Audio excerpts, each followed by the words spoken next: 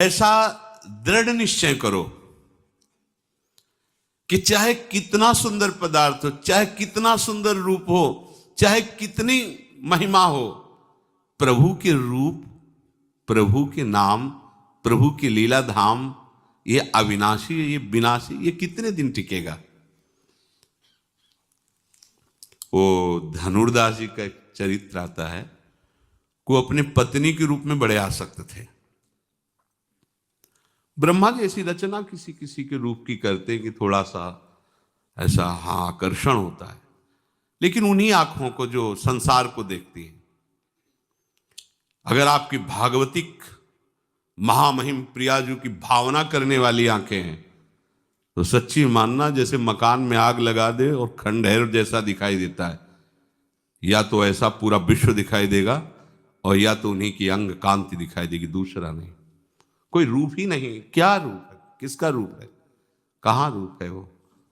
जो रूप तेरो रूप कहते नहीं आवे, उसकी भावना कर रहा है।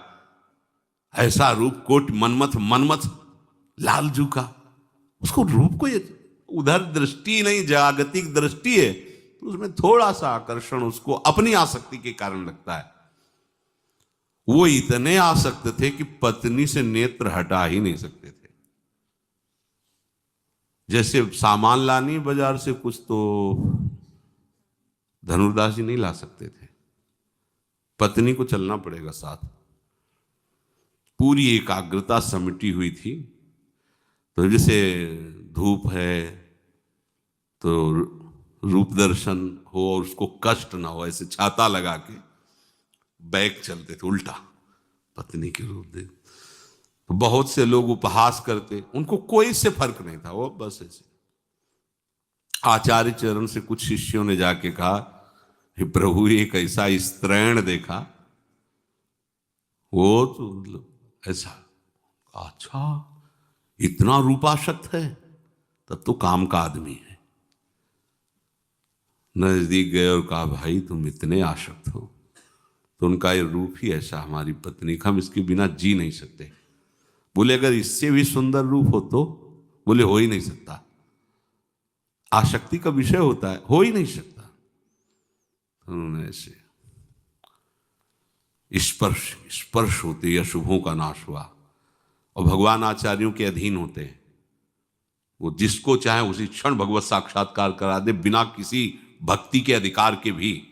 नरवाहन प्रभु निहार लोचन भर घोष नार, नक्षिक सौंदर्य काम दुख, जो अत्यंत दुर्लभ रूप प्यारोढ़ क्षमते ने अच्छी सुखादि नाम तो ध्यान गम। आचार्य चरण ने नरवाहन जी को ऐसे ही, जो हिंसारत भयंकर अपने अनुयायियों को लेकर के चोरी करना, मारना, काटना, सबको ऐसे नरवाहन प्रभु निहार, जगाई मधाई को ऐसे भगवत साक्षात्कार करा। आचार्यों के अधीन भगवान होते हैं। इसलिए बिना आचार्य शरणागति के रस मार्ग या कोई भी मार्ग पुष्ट नहीं होता, आचार्य आश्रय से। क्योंकि हमारी सामर्थ्य क्या है, पर आचार्य के बच्चा बन गए तो जैसे बच्चा बनने पर पिता की प्रॉपर्टी मिल जाती है, ऐसे आचार्य शरणागत को इष्ट देव का साक्षात्कार हो ही जाता है। जो आचार्य के दृढ़ शरणागत, जे ही रंगनाथ प्रभु का रूप प्रकाशित हुआ, छूट गया छाता, मुड़ गए और आजीवन के लिए मुड़ गए, दोबारा कभी नहीं झांक के देख। ऐसा रूप घृणा हो जाए आपको। देखो हमारी प्रियाजू की सेवा में जो सहचरिया हैं, लक्ष्मी कोटि विलक्षण लक्षण लसल लीला किशोरी सतई। जो श्री जी की आराधना में, सेवा में सखियां कैसी है, एक लक्ष्मी से सुंदर कोई नहीं है त्रिभुवन में। जब समुद्र से प्रादुर्भाव हुआ तो दैत्य देवता सब थे, कोई ऐसा नहीं था जो ना हो, सब मोहित हो गए थे, कोई नहीं बचा था जो लक्ष्मी जी के लिए लालायित ना हो गए हों। आज भी त्रिभुवन में कौन नहीं लालायित है लक्ष्मी जी के लिए? सब लालायित है। जय कुछ तो मिल जाए, एक अंश में मिल जाए, सब लक्ष्मी के लिए। लेकिन लक्ष्मी जी ने जो बिल्कुल लालायित नहीं थे, बिल्कुल देखा नहीं उनकी तरफ, उन भगवान श्री हरि के चरणों का आश्रय लेकर उनका वर्ण किया।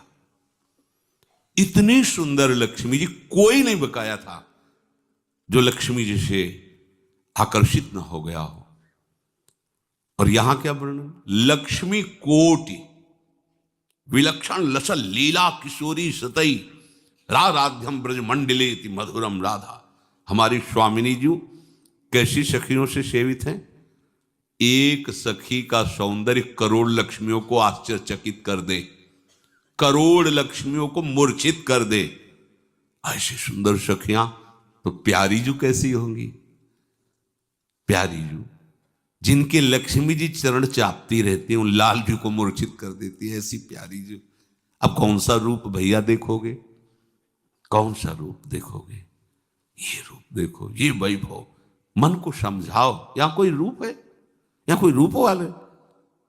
थोड़ा सा ऐसे सफेद सफेद लगा लिया हो, ऐसे गाल लाल नहीं है, ऊपर से लाली लगा रही, एक एक बाल नोचवाकर भौंका, ये सुंदरता है? ये इसे सुंदरता कहते हैं? सुंदर बनना नहीं। सुंदर कौन बनता है? बोले सखी, जो इनको देखने आवे वो भी सुंदर हो जाए। आप देखो, प्रभु का भजन करके देखो, आपका हृदय सुंदर, आपकी वाणी सुंदर, आपका दर्शन करने के लिए हजारों लोग, आपका दर्शन क्यों? क्योंकि आपके अंदर सुंदरता की राशि, किशोरी किशोर का नाम चल रहा है, किशोरी किशोर का चिंतन चल रहा है, बड़े बड़े सब उनके दर्शन करने आते। तो दर्शन किसका करने आते हैं? उस सौंदर्य की जो राशि है, उनकी आराधना की, इसलिए उनका दर्शन कर। ये रूप कोई पांच भौतिक रूप कोई सुंदर है? ये रमणीयता जो तुम्हें दिखाई दे रही है, सुख जो तुम्हें दिखाई दे रहा है, ये मायाकृत आकर्षण है। रमणीयता देखनी तो प्रभु में देखो, सुख देखना है तो प्रभु में देखो। तो तुम अपने मन को या तो रागपूर्वक इधर लगाओ और या दोष पूर्वक उधर देखो, उधर से हटाओ, कहीं भी गुण नहीं, वास्तविक कहीं गुण नहीं। मन को दोष देखने पर ही हट सकता है। जहां जहां कई बार सुनाया है, तो राजकुमारी को देख करके एक साधारण कार्य, राजकीय कार्य करने वाले के लड़के का मन आसक्त हो गया, और कहीं ऊपर छत में हो, देखा रूप तो आसक्त हो गया, और उसको तो खाना पीना सब अच्छा नहीं लगने लगा। उसकी माँ ने बहुत भाव को ताड़कर पूछा कि बेटा आप हमसे मत छुपाओ, क्या बात? तो उनका, आप तो मेरे को मरना ही है, क्योंकि उपाय कोई हो नहीं सकता। मैंने वो रूप देखा ऐसा उसका, अब मैं जीवित और मैं प्राप्त कर नहीं सकता, जानता हूं। एक छोटी सी राजकीय सेवा का कार्य करने वाला राजकुमारी का कैसे अधिकारी हो सकता है? माँ ने विचार किया कि अपने बेटे की रक्षा के लिए एक बार राजकुमारी के पास जाऊंगी, चाहे मृत्यु दंड क्यों न दिया जाए। ये माँ का हृदय होता है। वो गई, प्रणाम किया और कहा, आप हमारी पीड़ा को समझ सकते हैं।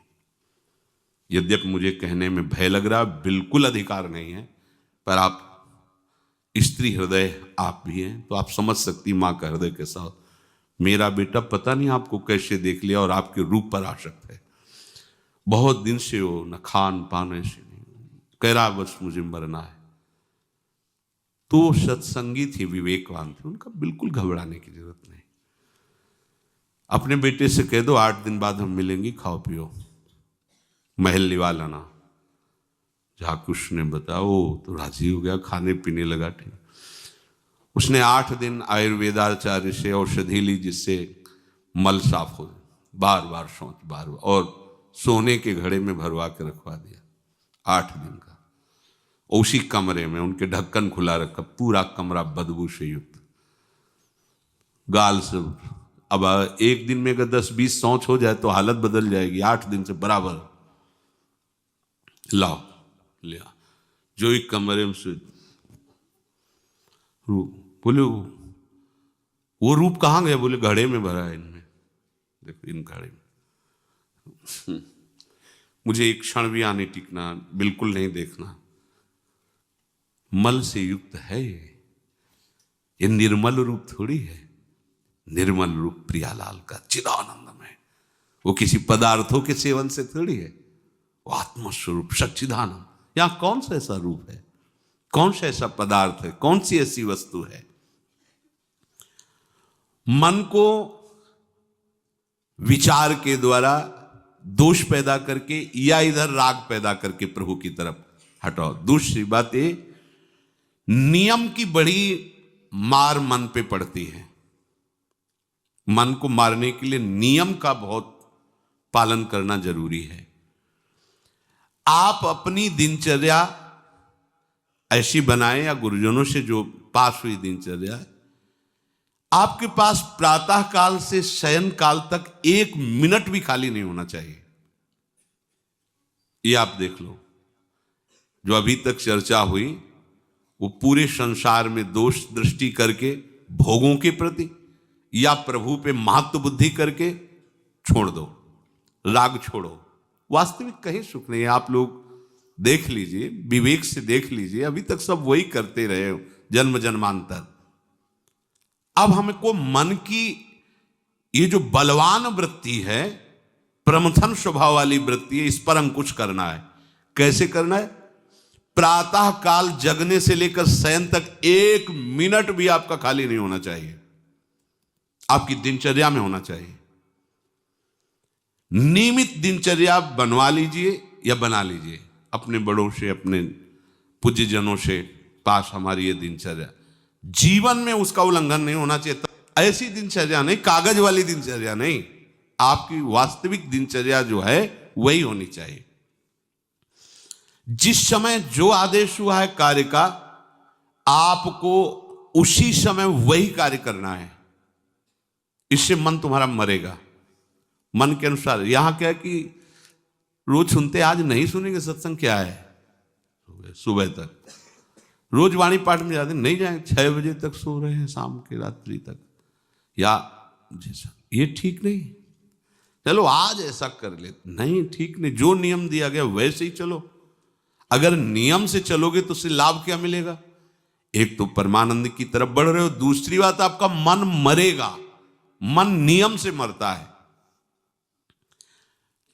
इस मन का स्वभाव बदल जाएगा यदि आप नियमवर्ती बनोगे। नियमानुवर्तिता से मन आपके अधीन होगा। नियम बनाओ आप। नियम अगर आपने नहीं बनाया तो परमार्थ की चढ़ाई पर नहीं चढ़ सकते हो। परमार्थ में आज तक उसी को लाभ मिला है जो नियम से चला है।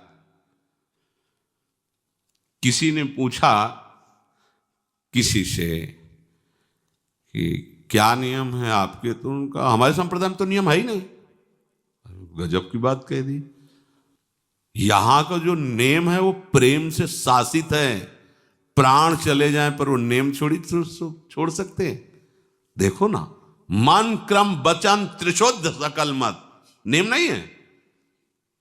जो अब कह रहे हैं उसी के अनुसार जीवन चलाना है। प्रियालाल के सुख का नेम, प्रियालाल के नाम जप का नेम।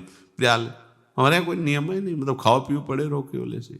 आप समझो, समझ के बोलो, ऐसे किसी को मत बोलो।